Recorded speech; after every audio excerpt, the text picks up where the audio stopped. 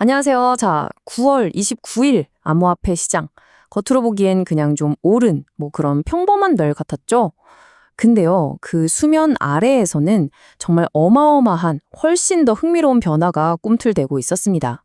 오늘은 바로 그 두 가지 이야기, 겉으로 드러난 것과 그 속에 숨겨진 진짜 이야기를 한번 제대로 짚어보려고 합니다. 자, 그럼 이런 질문을 던져볼 수 있겠죠. 이날 보였던 이 상승세, 이거 진짜일까요?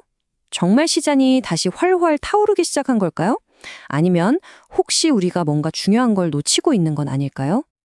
자, 우선 시장 전반적인 분위기부터 한번 보시죠.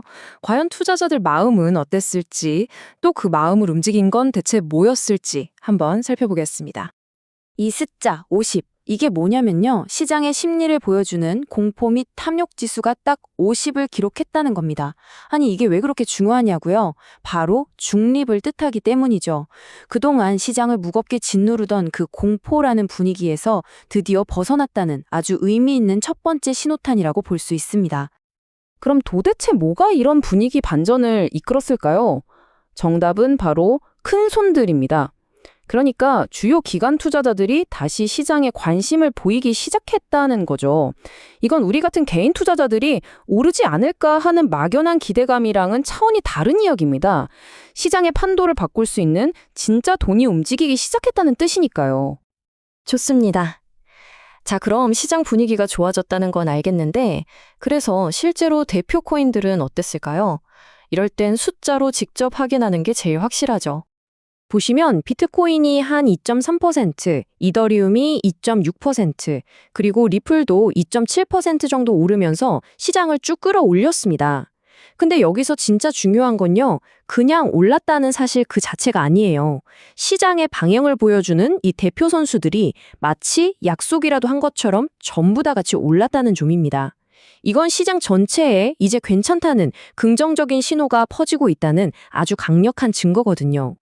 그런데 말이죠. 이런 상승 분위기가 시장 전체에 퍼진 건 또 아니었습니다. 특히 알트코인 쪽으로 눈을 돌려보면 이야기가 확 달라져요. 상황이 훨씬 복잡했거든요. 다 같이 웃는 그런 잔칫날은 아니었다는 거죠. 여기 정말 운명이 극명하게 엇갈린 두 코인이 있습니다. 먼저 파이코인을 보면 연말에 어마어마한 물량이 시장에 풀릴 거라는 우려가 있어요. 이건 내부적인 문제죠. 그래서 가격이 떨어질까 봐 다들 걱정하는 분위기고요. 반면에 솔라나는요, 미국에서 ETF가 승인될지도 모른다는 외부의 큰 호재 때문에 오히려 기대감이 하늘을 찌르고 있습니다.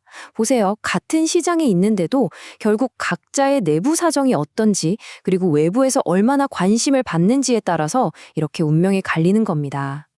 자, 근데요, 지금까지 우리가 한 이야기는 사실상 예고편에 불과합니다.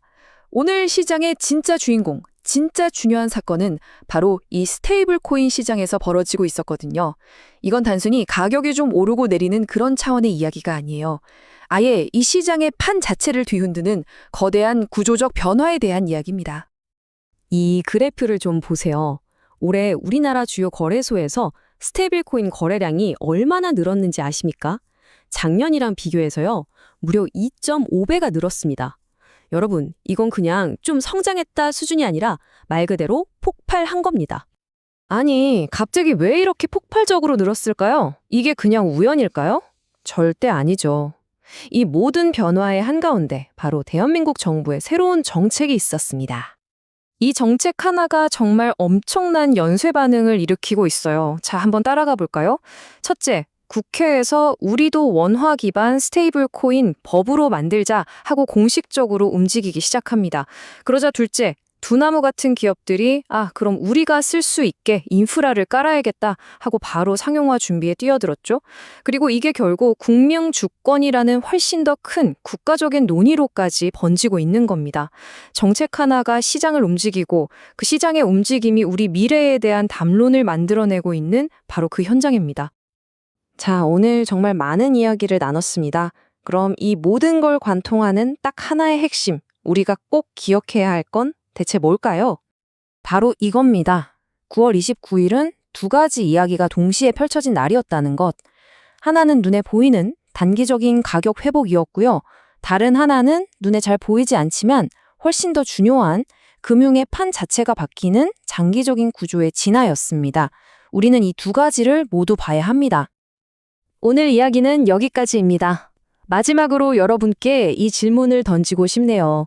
오늘 우리가 본 이 모든 현상들, 이게 과연 그냥 하루짜리 반짝 상승일까요?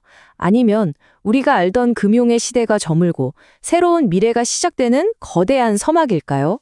한번 곰곰이 생각해 보실 만한 질문인 것 같습니다.